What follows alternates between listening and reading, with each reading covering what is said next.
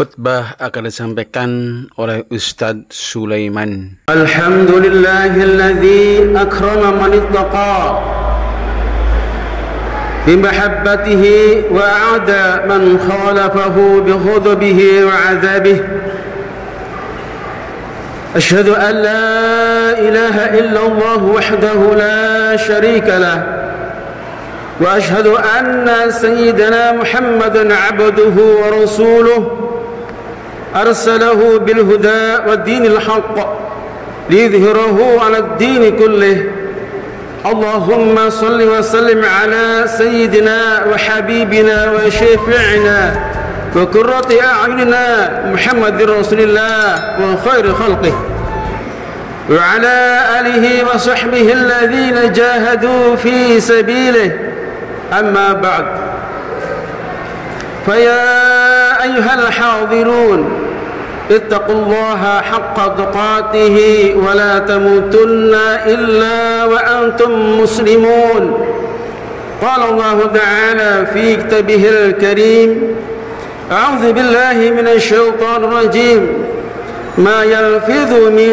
قول إلا لديه رقيب عتيد معاشر المسلمين رحمكم الله. Marilah kita tingkatkan takwa pada Allah Subhanahu wa taala. Ma'asyiral muslimin rahimakumullah. Kenapa lidah perlu dijaga oleh gigi yang begitu rapi, rapat dan kokoh, bahkan dikunci dengan dua bibir? Secara filosofis, karena lidah lebih tajam dari mata pedang yang dapat menembus ulu hati yang menyakiti seseorang. Pedang menyayat tubuh masih mudah diharapkan sembuh, tapi jika lidah menyayat hati, kemana obat hendak dicari? Alfred Korzybski, seorang peletak dasar teori general semantics, menyatakan bahwa penyakit jiwa baik individu maupun sosial timbul karena penggunaan tutur kata yang tidak benar. Dalam pepatah Arab mengatakan, salamatul insan fi hifdzil lisan. Keselamatan manusia terletak dalam menjaga lisannya.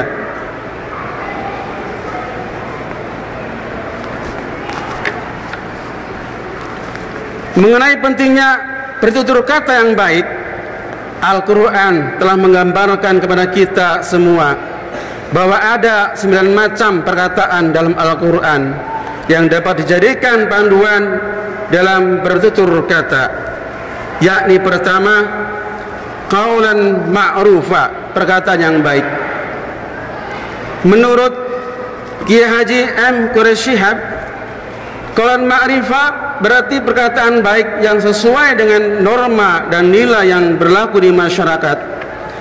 Selain itu, qaulan ma'rufa berarti pula perkataan yang pantas dengan status nilai yang berlaku di masyarakat. Dengan status sosial yang berlainan, tidak menyinggung perasaan serta pembicaraan yang mendatangkan kemaslahatan.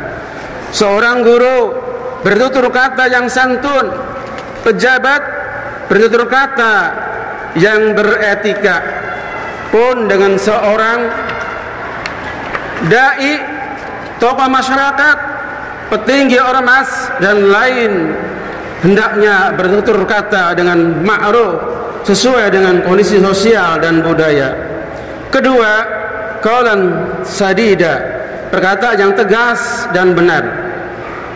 Qaulan sadida adalah perkataan yang benar, tegas, jujur, lurus, to the point, tidak berbelit-belit dan tidak bertele-tele, yakni suatu pembicaraan, ucapan atau perkataan yang benar, baik dari segi substansi, materi, isi, pesan maupun redaksi.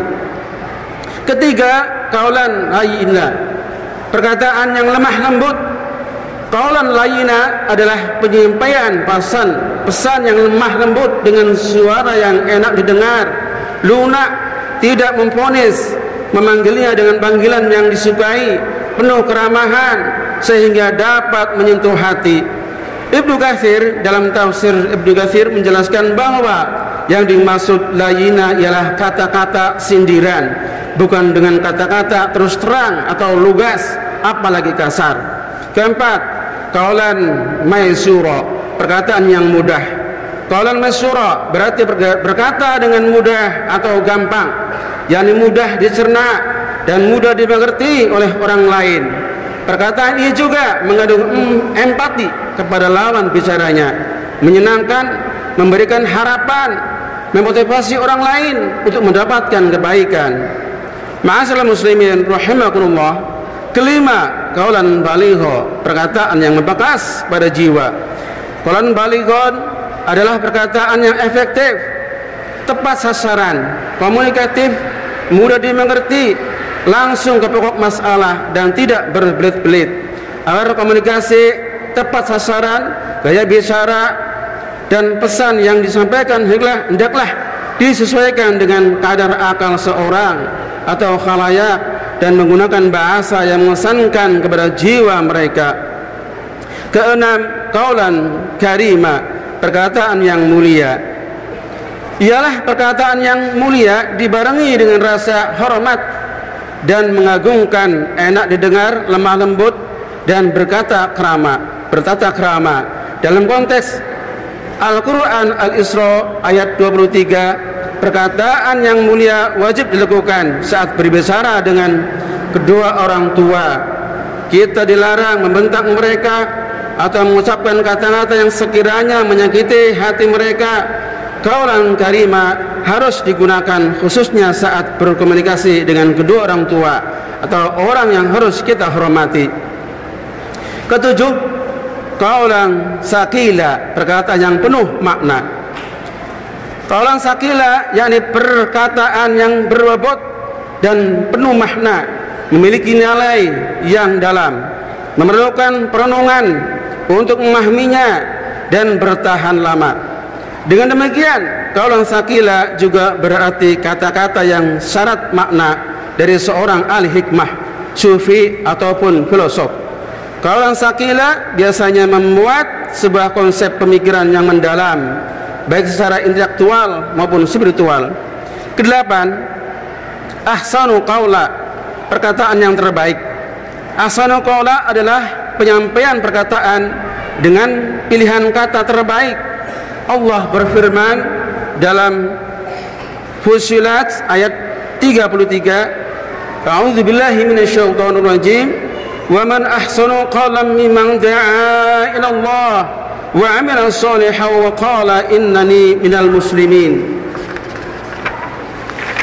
Dan siapakah yang lebih baik perkataannya daripada orang yang menyeru pada Allah dan mengerjakan kebajikan dan berkata, sungguh aku termasuk orang-orang muslim yang berserah diri.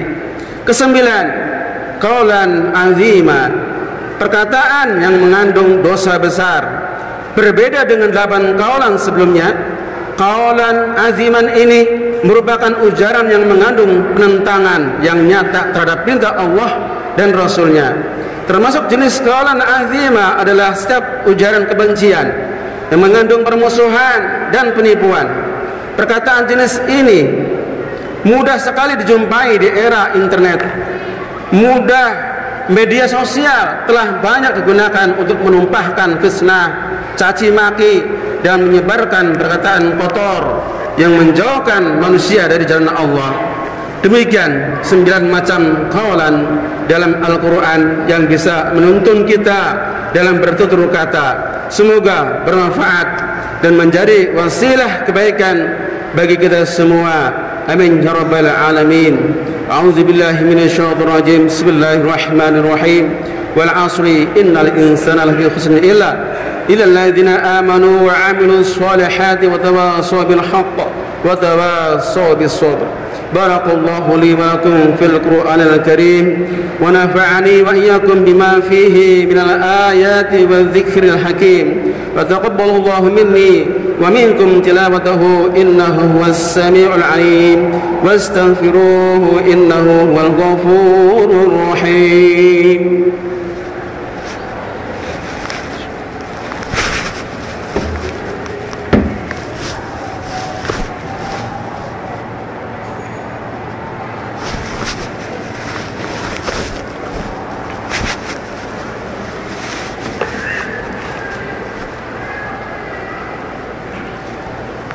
الحمد لله حمدا كثيرا كما أمر. أشهد أن لا إله إلا الله وحده لا شريك له إرغاما لمن جحد به وكفر، وأشهد أن سيدنا محمدا عبده ورسوله سيد الإنس والبشر. اللهم صل وسلم على سيدنا محمد وعلى آله وصحبه أجمعين. أما بعد، فيا أيها الناس اتقوا الله تعالى وذروا الفواحش ما ظهر ما بطن، وحافظوا على الطاعات وحضور الجمعة والجماعة، واعلموا أن الله أمركم بأمر بدأ فيه بنفسه وثنى بملائكة قدسه، فقال تعالى: ولم يزل قائلا عليما إن الله ملائكته يصلون على النبي يا أيها الذين آمنوا صلوا عليه وسلموا تسليما. اللهم صل وسلم على سيدنا محمد وعلى آل سيدنا محمد كما صليت على سيدنا إبراهيم وعلى آل سيدنا إبراهيم في العالمين إنك حميد مجيد. اللهم وارض عن الخلفاء الراشدين سيدنا أبي بكر وعمر وعثمان وعلي وعن سائر أصحاب نبيك أجمعين، وعن التابعين وتابع التابعين ومن تبعهم بإحسان إلى يوم الدين. اللهم اغفر للمسلمين والمسلمات والمؤمنين والمؤمنات الأحياء منهم والأموات برحمتك يا واهب العطيات. اللهم ادفع عنا الخلاء والأباء والزنا والزلازل والمحن وسوء الفتن ما ظهر منها وما بطن عن بلدنا هذا خاصة وعن سائر بلاد المسلمين عامة يا رب العالمين. ربنا آتنا في الدنيا حسنة وفي الآخرة حسنة وقنا عذاب النار. عباد الله، إن الله يأمر بالعدل والإحسان وإيتاء ذي القربى وينهى عن الفحشاء والمنكر والبغي يعظكم لعلكم تذكرون. فاذكروا الله العظيم يذكركم واشكروه على نعمه يزدكم ولذكر الله أكبر. الله أكبر الله أكبر أشهد أن لا إله إلا الله أشهد أن محمدا رسول الله. حي على الصلاة حي على الفلاح قد قامت الصلاة قد قامت الصلاة. الله أكبر الله أكبر لا إله إلا الله.